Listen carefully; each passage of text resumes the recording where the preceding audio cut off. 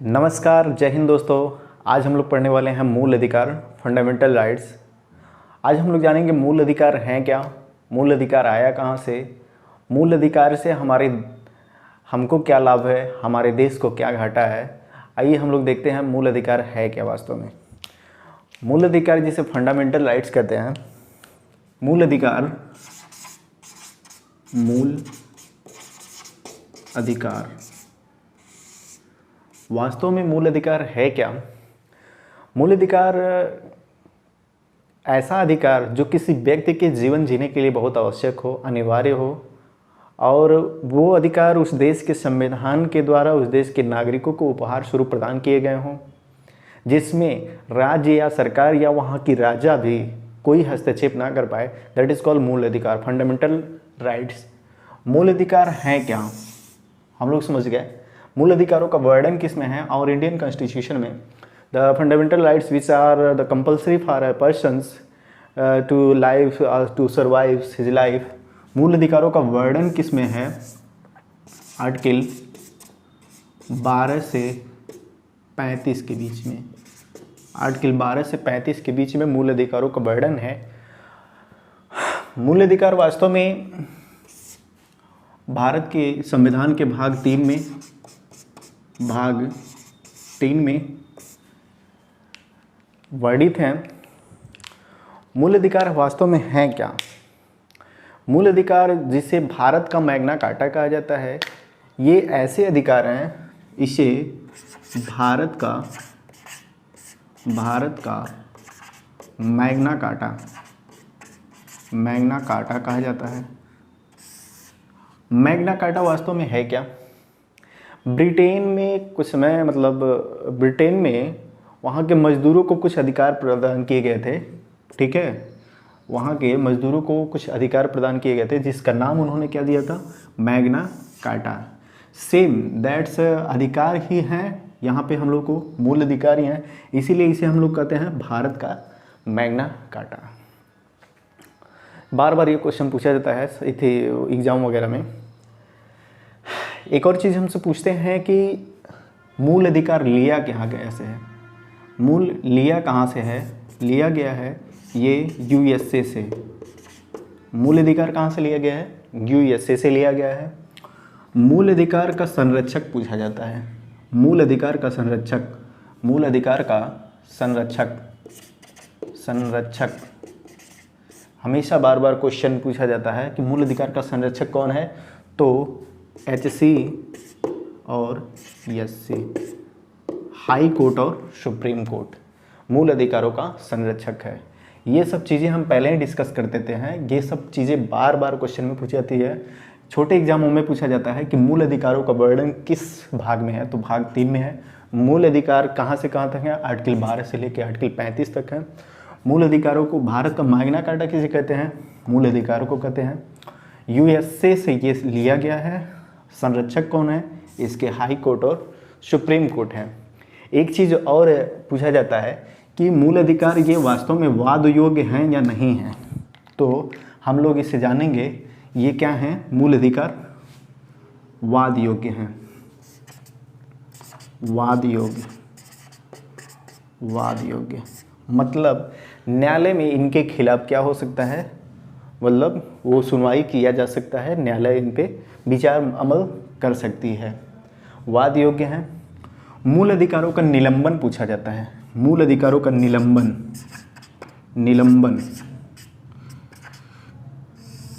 मूल अधिकारों का निलंबन किया जा सकता है कि नहीं? निलंबन मूल अधिकार देखिए सस्पेंड किया जा सकता है कि नहीं? मूल अधिकारों को कुछ समय तक के लिए रोका जा सकता है कि नहीं? सपोज दैट मूल अधिकारों का निलंबन बहुत ज़रूरी है। सपोज दैट आपको ये मान लीजिए भारत और पाकिस्तान के बीच युद्ध चल रहा है, उसी में कोई ये कहता है कि आर्टिकल 19A में कहा गया कि पूरे भारत में आबाद और स्वतंत्रता पूर्वक घूमने का अधिकार है। तो कोई ये व्यक्ति कहता है कि नहीं, मैं राजस्थान के जैसलमेर में जाके घूमूंगा और मुझे संविधान ने ये अधिकार दिया है। तो उस समय के लिए जब आपातकालीन स्थिति, चूँकि युद्ध चल रहा है, भारत में देश में युद्ध चल रहा है, आपात की स्थिति है, इसीलिए क्या हो सकता है, मूल अधिकारों को सस्पेंड करना बहुत ज़रूरी होता है, जिससे कोई व्यक्ति मतलब उनका वो नहीं कर सके, उनका दुरुपयोग ना कर सके। यानी मूल अधिकारों का सस्पेंड किया जा सकता है, और कर कौन सकता है, राष्ट्रपति कर सकता है। मूल अधिकारों को सस्पेंड कौन कर सकता है, राष्ट्रपति कर सकता है। हम लोग समझ गए कि ये वाद योग्य है, निलंबित किया जा सकता है, कौन कर सकता है, राष्ट्रपति कर सकता है। भारत का मैग्ना कार्टा कहते हैं इसे। जब हम लोगों का जो संविधान लागू हुआ था उस समय मूल अधिकार कितने थे, तो उस समय मूल अधिकार थे 7 मूल अधिकार थे, 7 मूल अधिकार थे। अधिकार स्वतंत्रता के समय, जबकि वर्तमान में कितने मूल अधिकार हैं, 6 मूल अधिकार हैं, 6 मूल अधिकार हैं। ठीक है, आगे हम लोग जानेंगे कौन कौन से हैं, कौन से मूल अधिकार हटा दिए गए हैं। ठीक है, वर्तमान में 6 मूल अधिकार हैं। हम लोग समझ गए कि इसको सस्पेंड किया जा सकता है, मूल अधिकारों को निलंबित किया जा सकता है, निलंबित किया जा सकता है। कौन कर सकता है, राष्ट्रपति कर सकता है। मूल अधिकारों को सस्पेंड कौन कर सकता है, राष्ट्रपति। ये बहुत ज़रूरी है कि सस्पेंड किया जा सकता है। ठीक है, एक चीज़ और बहुत ज़रूरी है कि मूल अधिकारों में बदलाव या फिर उन्हें हटाया जा सकता है कि नहीं, हटाया जा सकता है, हटाया जा सकता है। कौन हटा सकता है, संसद हटा सकती है। मूल अधिकारों में संशोधन पूछता है, संशोधन किया जा सकता है कि नहीं, हाँ किया जा सकता है। कौन कर सकता है, संसद कर सकता है। बहुत ज़रूरी है, मूल अधिकारों में संशोधन भी किया जा सकता है। बहुत से मूल अधिकार जो, जैसे मान लीजिए हम लोगों का संपत्ति का अधिकार है, जिसे हटाना बहुत ही ज़रूरी था। पहले क्या था कि संपत्ति का अधिकार आर्टिकल 31 ये कहता था कि किसी भी व्यक्ति को उसके संपत्ति का सर्वाधिक और सिर्फ एकमात्र अधिकार उसी का रहता था। ठीक है, जिससे वो व्यक्ति वो क्या चीज़ अपना वो संपत्ति दे या ना दे, ये उसकी मर्जी है। लेकिन देश के विकास के लिए, देश को आगे बढ़ाने के लिए ये चीज़ें बहुत ज़रूरी थी। एक चीज़ एग्ज़ाम में बहुत ज़्यादा बार पूछा जाता है कि कौन से ऐसे मूल अधिकार हैं जो आपातकाल के समय में भी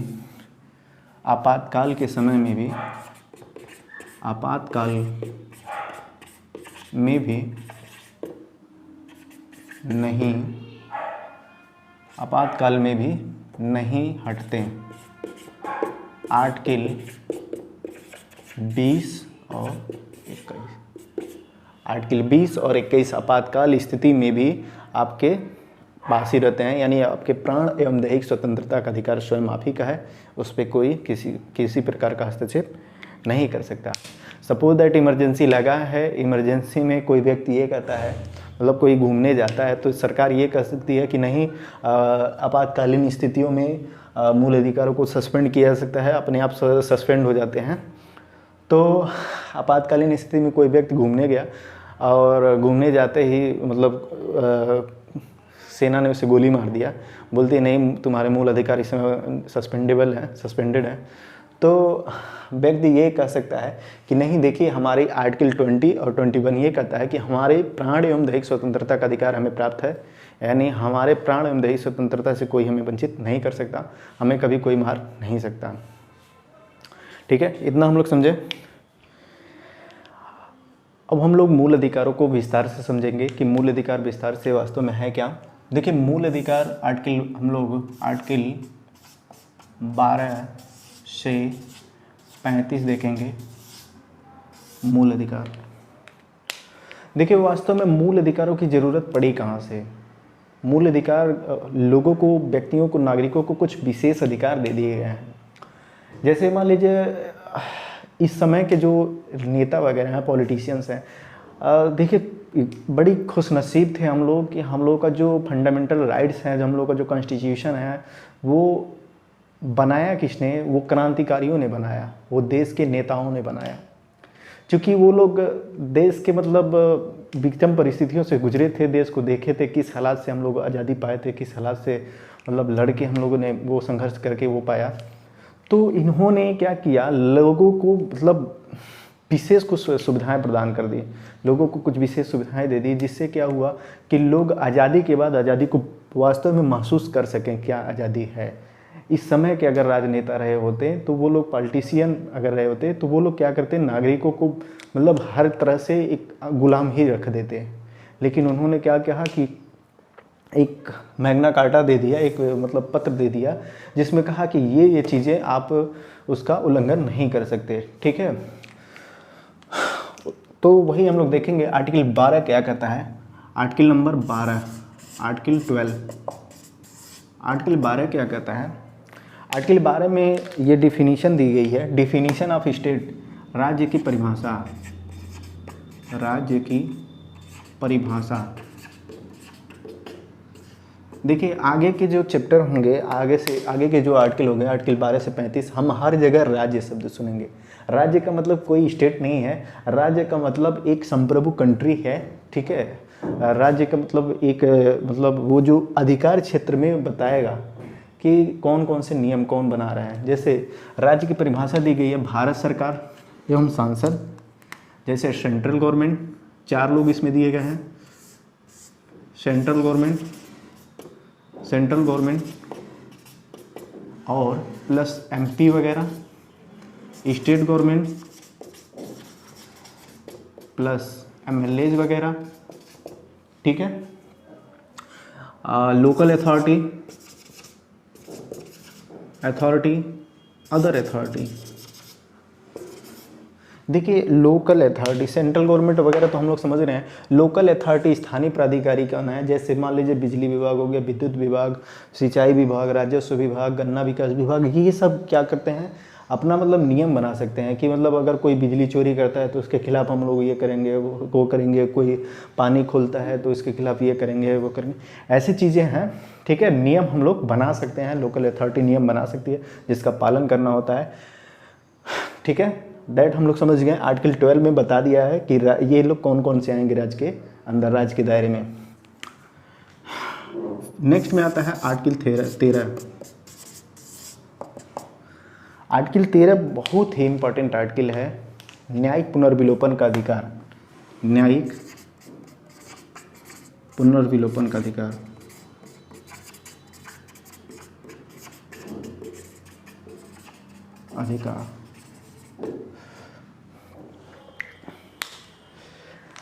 the right to judicial authority, right to judicial review. ठीक है, जुडिकल रिव्यू का अधिकार है हम लोग के पास, न्यायिक पुनर्विलोपन का अधिकार। ठीक है, आर्टिकल 13 में ये कहता है कि यदि भाग 3 में दिए गए मूल अधिकारों को, भाग 3 में दिए गए मूल अधिकारों को राज्य कोई नियम, राज्य ये सब चीज़ें, राज्य कोई भी नियम या कानून बनाकर छीनता या कम करता है तो न्यायालय उसे क्या कर देगी, शून्य घोषित कर देगी।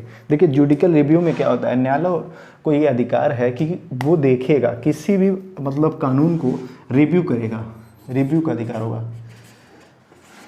रिव्यू का अधिकार होगा। ठीक है, वो रिव्यू करके देखेगा राज्य किसी भी मतलब कानून को, अगर कोई ऐसा कानून बनाता है जिससे हम लोग का मूल अधिकार वायलेट होता है तो न्यायालय उसे क्या करेगी, शून्य घोषित कर देगी।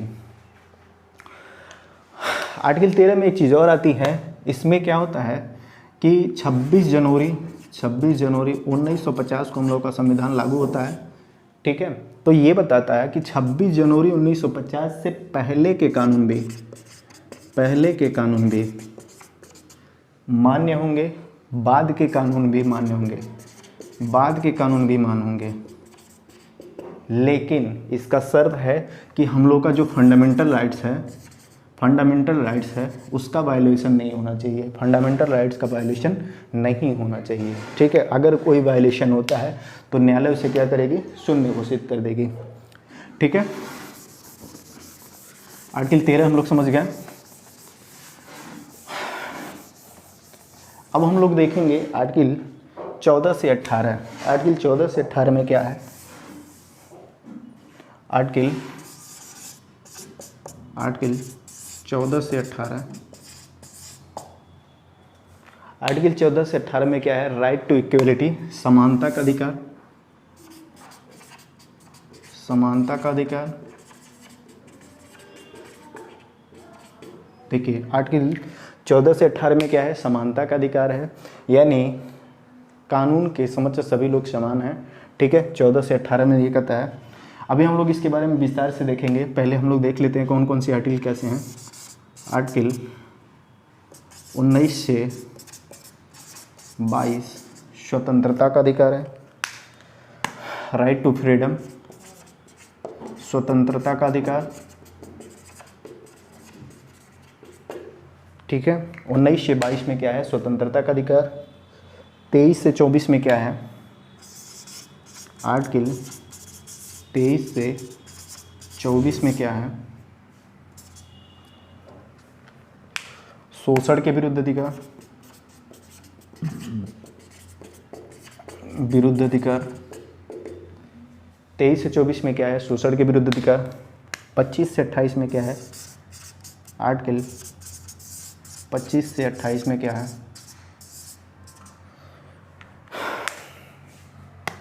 धार्मिक स्वतंत्रता का अधिकार, धार्मिक स्वतंत्रता का अधिकार होगा। ठीक है, 29 से 30 में क्या कहता है, आर्टिकल 29 से 30 में अल्पसंख्यक वर्गों के लिए शिक्षा एवं संस्कृति का अधिकार होगा। अल्पसंख्यक वर्गों के लिए शिक्षा एवं संस्कृत का अधिकार होगा। शिक्षा एवं संस्कृत का अधिकार होगा। 29 से 30। आर्टिकल नंबर 31 इम्पॉर्टेंट है। आर्टिकल 31 से बहुत ज़्यादा क्वेश्चन आते हैं। आर्टिकल 31 क्या है, देखिए आर्टिकल 31 है संपत्ति का अधिकार था, लेकिन इसे 44वें संविधान संशोधन 44 इंडियन कॉन्स्टिट्यूशन अमेंडमेंट 44वें संविधान संशोधन 1978 द्वारा इसे क्या होता है, हटा दिया जाता है। इसमें क्या था, ये संपत्ति का अधिकार हम लोगों का पहले एकमात्र अधिकार होता था। 1978 के द्वारा इसे हटा दिया गया। हटा के इसे 300 को या फिर 300A में रखा गया है। ठीक है, अब जो हम लोगों का संपत्ति का अधिकार है, ये कोई मौलिक अधिकार ना होके एक विधिक अधिकार है। ठीक है, अब हम लोग इसे मूल अधिकार के तौर पे नहीं ले सकते।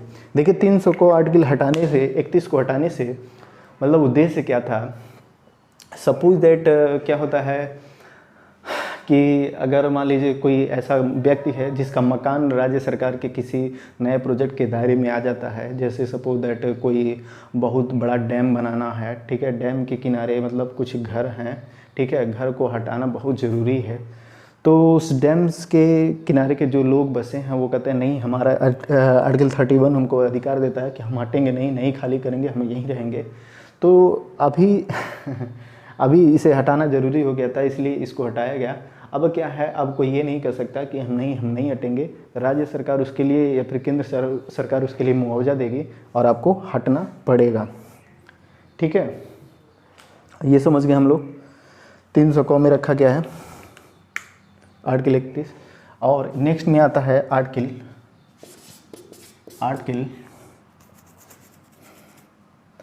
32 से 35 संवैधानिक उपचारों का अधिकार। संवैधानिक उपचारों का अधिकार, संवैधानिक उपचारों का अधिकार, उपचारों का अधिकार। Right to constitutional remedy, right to constitutional remedies. ठीक है, आर्टिकल 32 से 35 संवैधानिक उपचारों का अधिकार। ठीक है, हम लोग ये समझ गए राज्य की परिभाषा। आर्टिकल 13 में न्यायिक पुनर्विलोकन का अधिकार दिया है, रिव्यू किया गया है। ठीक है, नेक्स्ट में 14 से 18 समानता के अधिकार। सभी लोग कानून के दायरे में समान हैं, इंडियन कॉन्स्टिट्यूशन सबको समान मानता है। स्वतंत्रता का अधिकार, राइट टू फ्रीडम, हम लोग स्वतंत्र हैं, हम लोग कोई भी स्वतंत्रता। शोषण के विरुद्ध अधिकार, देखिए शोषण के विरुद्ध अधिकार एक ऐसा अधिकार था जिसे लाना बहुत ही ज़रूरी था। क्या होता था कि 14 वर्ष के बच्चों को, 12 वर्ष के बच्चों को ले जाके मतलब कल कारखानों में काम कराया जाता था, उनसे बेकार कराया जाता था। जो दलित वर्ग हैं उनसे क्या होता था, मजदूरी, बिना पैसे की मजदूरी कराई जाती थी, उनको आजीवन गुलाम बना लिया जाता था। ये सब चीज़ें थीं जिनको सुधार करना बहुत ही ज़रूरी हो गया था, जिसको सुधार किया गया। हमारे देश के मतलब लीडरों ने बहुत ही सुंदर और बहुत ही प्यारा कॉन्स्टिट्यूशन बनाया। दुनिया का सबसे बड़ा संविधान और सबसे प्यारा संविधान भारत देश का संविधान है। यहाँ हर एक व्यक्ति कानून के दायरे में है, कोई ऐसा नहीं है जो ये कानून के दायरे में नहीं है। ठीक है, आर्टिकल 13 में ये चीज़ है कि अगर जो राज्य के राज्यपाल और राष्ट्रपति हैं ये भी कानून के ही दायरे में आते हैं। हाँ, कुछ हद तक ये इनको अधिकार है कि अपनी मतलब सजाएं माफ़ कर सकते हैं। अब हम लोग देखते हैं 14 से 18 समानता का अधिकार क्या है।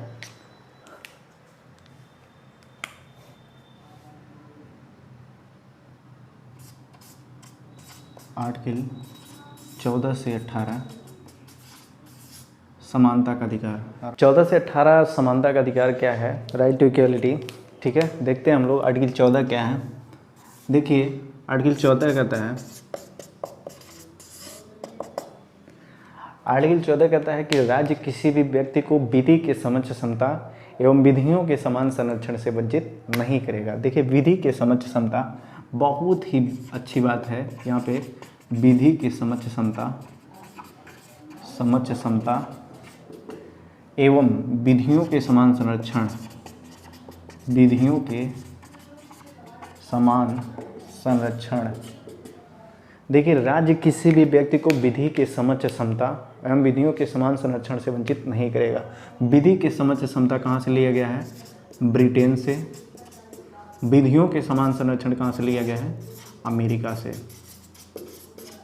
ठीक है, विधि के समक्ष समता क्या है? विधि के समक्ष समता यानी विधि के सामने सभी लोग समान हैं। विधि ने न्यायपालिका ने क्या किया है? आँख में क्या किया? पट्टी बांध लिया है और बोला है कि जो भी हो सब लोग हमारे लिए समान हैं। आप या राजा हो, मंत्री हो, भगवान हो। इसका सबसे जीता जाता उदाहरण है कि केशवानंद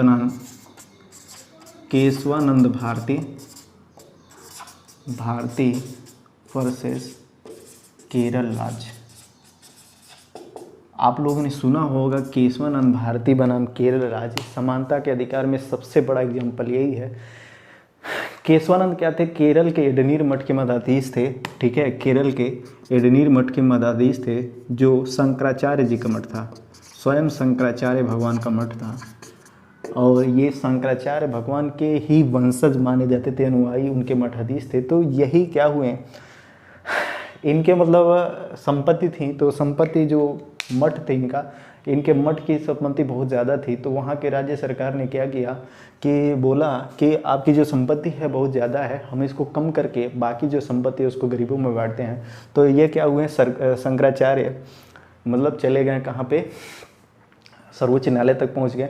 सर्वोच्च न्यायालय ने कहा कि आप भगवान हो, कोई भी हो, ठीक है, लेकिन कानून के सामने आप बराबर हैं। ठीक है, और आपका इनका जो फैसला था इनके विपरीत आया। ठीक है, इनकी जो ज़मीनें थी वहाँ के गरीबों को दे दी गई थी। ठीक है, तो कहने का मतलब यही है कि अगर आप भगवान भी क्यों ना हो, अगर आपने धरती पे अवतार लिया है, ठीक है, धरती पे आए हैं मनुष्य रूप में, तो आप कानून के ही दायरे में आएंगे, कानून के ही लपेटे में आएंगे। आप कानून से बच नहीं सकते। ठीक है, विधि के समक्ष समता हो गया। विधि के समान संरक्षण क्या है? देखिए विधि के समान संरक्षण क्या है? सबको समान संरक्षण मिलेगा कानून को। ये नहीं है कि अगर वो राजा हैं, राज्यपाल हैं, राष्ट्रपति हैं तो उनको कुछ दूसरा संरक्षण मिलेगा, आपको दूसरा संरक्षण। हाँ, ये बात और है, राष्ट्रपति क्या करता है? राष्ट्रपति आर्टिकल 71, राज्यपाल आर्टिकल 162। ठीक है, राज्यपाल 162 के द्वारा अपने ऊपर समान जितने भी आरोप लगते हैं, ये कहते हैं कि मेरे ऊपर लगाने वाले मैं राष्ट्रपति रामनाथ कोविंद, मेरे ऊपर लगने वाले सारे आरोपों को मैं सिरे से खारिज करता हूं और मैं अपने आप को दोष से मुक्त करता हूं। ये बात इनको कुछ पावर है। इसीलिए क्या होता है कि जब तक राष्ट्रपति और राज्यपाल अपने थी में होते हैं, अपने पद पर होते हैं तब तक इन पे कोई न्यायालय में वाद नहीं लाया जाता है, इनको कोई सज़ा नहीं सुनाई जाती है। ठीक है, सज़ा तभी सुनाई जाती है जब वे अपने पद से हटते हैं। ठीक है, हम लोग समझ गए विधि के समान संरक्षण। विधि के समान संरक्षण से कहाँ से लिया गया है? अमेरिका से लिया गया है। विधि के समान संरक्षण कहाँ से लिया गया है? अमेरिका से लिया गया है। ठीक है, आर्टिकल 14, आर्टिकल 15। आर्टिकल 15 क्या कहता है कि राज्य किसी भी व्यक्ति को जाति, लिंग, धर्म, जन्म स्थान, उद्भव इत्यादि के आधार पर, जाति, लिंग, धर्म, जन्म स्थान,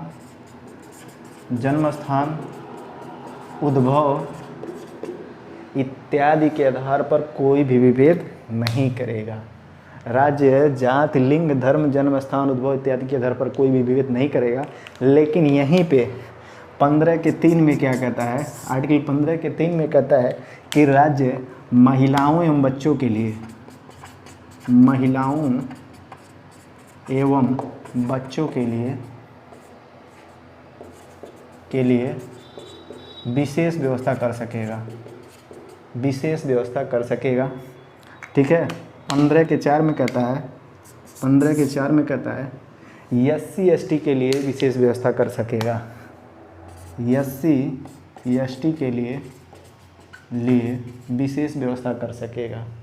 ठीक है, देखिए इसने कहा कि भेदभाव नहीं करेगा, लेकिन 15 के 3 में कहता है महिलाओं बच्चों के लिए भेदभाव मतलब कर सकता है। ठीक है, यहीं पे हम लोग संविधान की दोहरी नीति समझ जाते हैं कि दोनों प्रकार से बोलता है। हाँ, ये जरूरी है। देखिए, महिलाओं बच्चों के लिए विशेष व्यवस्था कर सकेगा। कानून में देखिए सुधार भी बहुत जरूरत है। ठीक है, अगर हम लोग देखेंगे कि महिलाओं बच्चों के लिए विशेष व्यवस्था अगर नहीं करेंगे, ठीक है, कभी कभी होता क्या है, कुछ महिलाएं जो एक घर में मतलब बच्चे की तरह पैदा होती हैं, कुछ दूर मतलब बढ़ती हैं, खेलती हैं, और घर में ही, घर के अंदर ही चारदीवारी में उनका क्या होता है, देहांत हो जाता है। उनको ना दुनिया देखने को दिया जाता था, ना दुनिया मतलब समझने को दिया जाता था।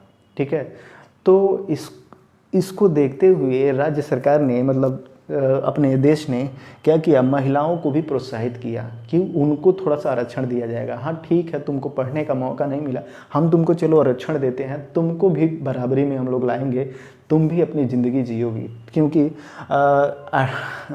आर्टिकल 14 में कहता है कि सभी लोग समान हैं, तो ठीक है तुम भी समान हो, तुमको हम लोग प्रोत्साहन देंगे, तुमको भी आगे बढ़ाएंगे। देखिए, वुमेन एम्पावरमेंट के लिए बहुत ज़रूरी है। महिलाओं को भी आजकल देखिए, महिलाएं तो अभी कंपटीशन में रह ही नहीं गई हैं, महिलाएं कुछ कभी कभी पुरुषों से भी आगे निकल जा रही हैं। बहुत खुशी की बात है। ठीक है, कि वुमेन एम्पावरमेंट बहुत ज़्यादा होता जा रहा है। SC ST के लिए भी आरक्षण बहुत ज़रूरी हो गया था।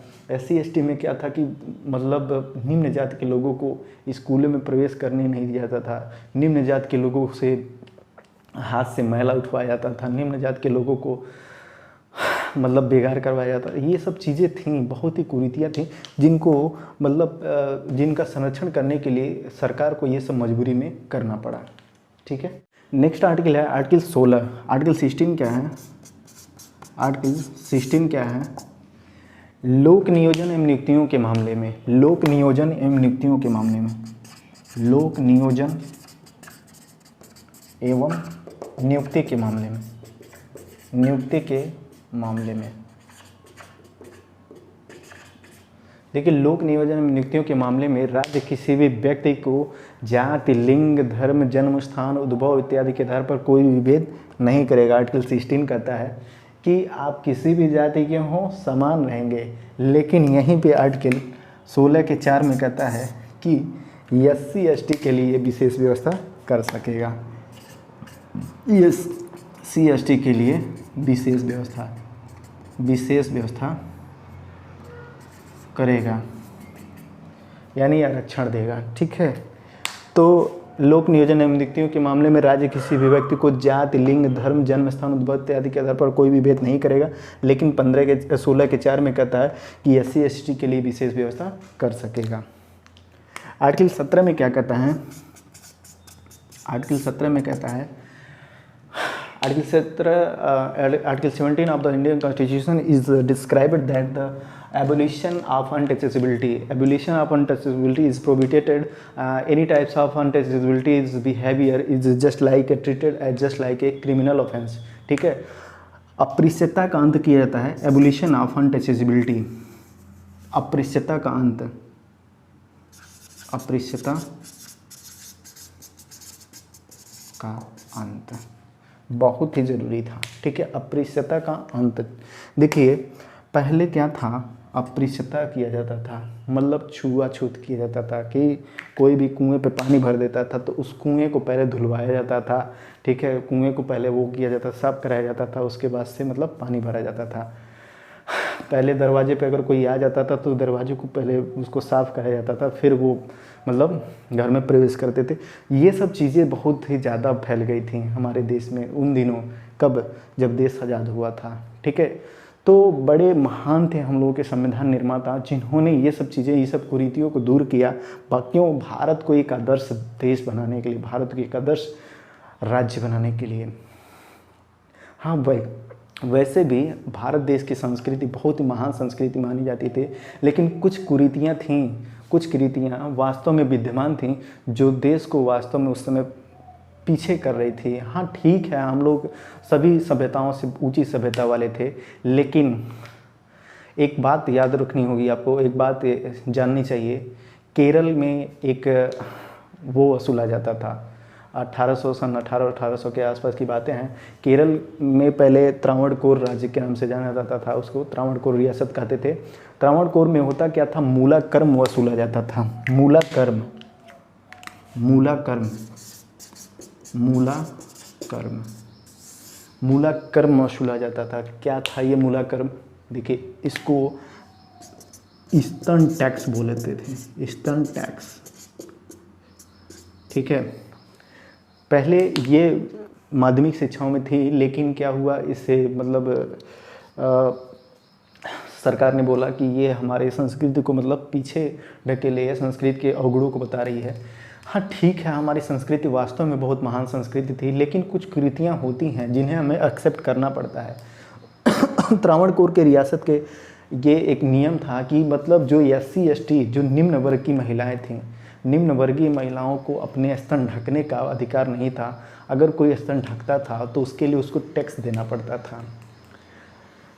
उस मतलब उस प्रशासन के कुछ अधिकारी जाते थे दरवाजे पे, मतलब जो भी होते करते, धनाढ़ संपन्न लोग जाया करते थे, देखते थे उच्च वर्ग के लोग, और देखा जाता था कि अगर स्तन बड़ा होता था तो टैक्स ज़्यादा लगता था, स्तन छोटा होता था तो टैक्स कम लगता था. ये सब कुरीतियाँ थीं, फैली हुई थी, जिनको हटाना बहुत ज़रूरी था. ठीक है, उसके बाद से हम लोग देखेंगे सती प्रथा क्या थी. सती प्रथा भी एक प्रकार से कुरीति थी. सती प्रथा जब महिलाओं को जिंदा जला दिया करते थे, कभी अगर उनके पति का देहांत हो जाया करता था तो महिलाओं को जिंदा खींच के घरों से बाहर निकाल के आग में फेंक दिया जाता था. ये सब कुरीतियाँ थीं. बाल विवाह हुआ करती थी. बाल विवाह, छोटे छोटे बच्चों का विवाह हो जाया करता था. 12 साल 8 साल के बच्चियों का विवाह बड़े बड़े मुस्तंडों के साथ, बड़े बड़े जमींदारों के साथ, मतलब बाबा की उम्र की जमींदार हुआ करते थे, और छोटी छोटी बच्चियों का विवाह हो जाया करता था. वो बच्चियां सहन नहीं कर पाती थी, शादी के दूसरे दिन ही मर जाती थी, शादी के 1 हफ्ते में मर जाती थी. जो नहीं मरती थी वो बच्चा देने के समय मर जाया करती थी. ये सब कुरीतियाँ थीं जिनको दूर करना बहुत ही ज़रूरी हो गया था.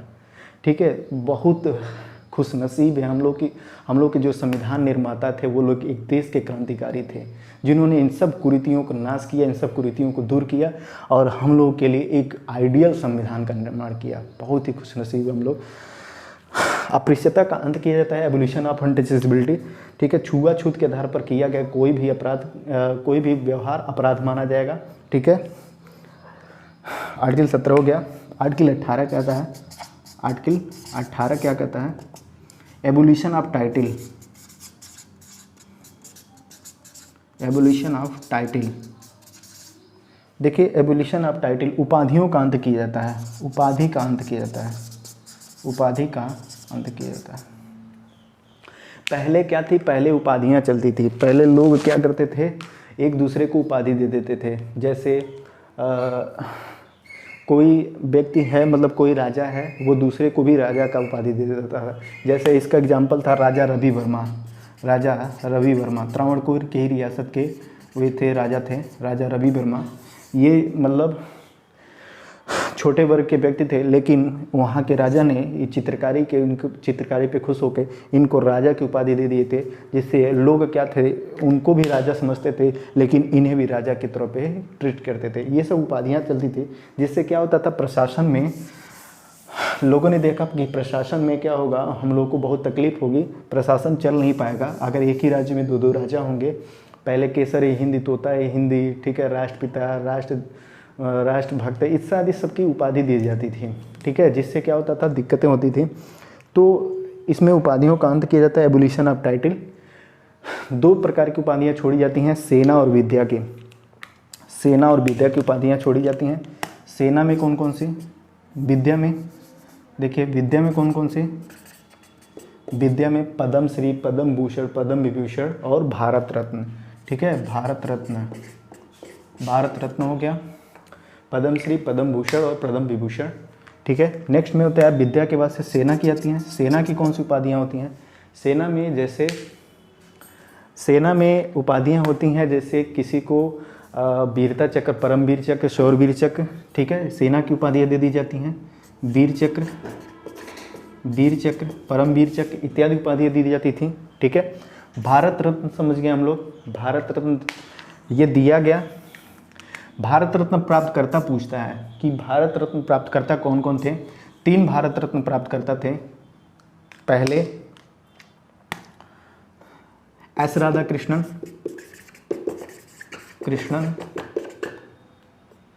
CV रमन और सी राजगोपालाचारी,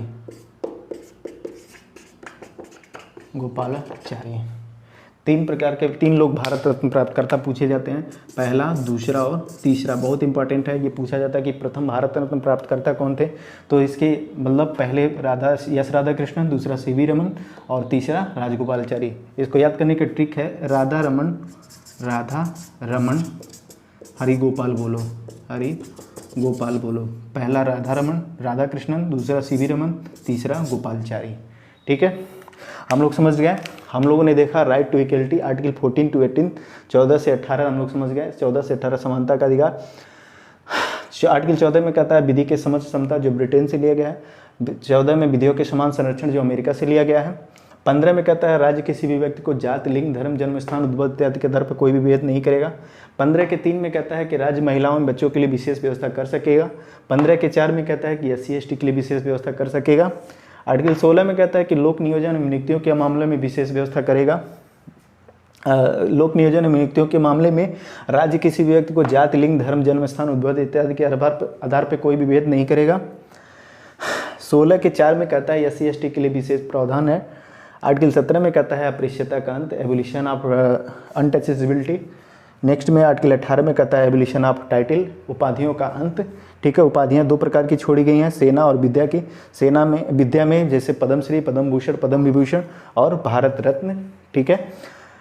पहले प्राप्तकर्ता एस राधा कृष्णन, दूसरे CV रमन, तीसरे सी राजगोपालाचारी। और सेना की जो हैं वीर चक्र, पद्मवीर चक्र इत्यादि मतलब उपाधियाँ छोड़ी गई हैं, ठीक है। उम्मीद करता हूँ ये सेशन आप लोगों को समझ आएगा होगा। 14 से 18 समानता का अधिकार। नेक्स्ट अगले सेशन में हम लोग समझेंगे 19 से 22 स्वतंत्रता का अधिकार। तब तक के लिए नमस्कार, जय हिंद।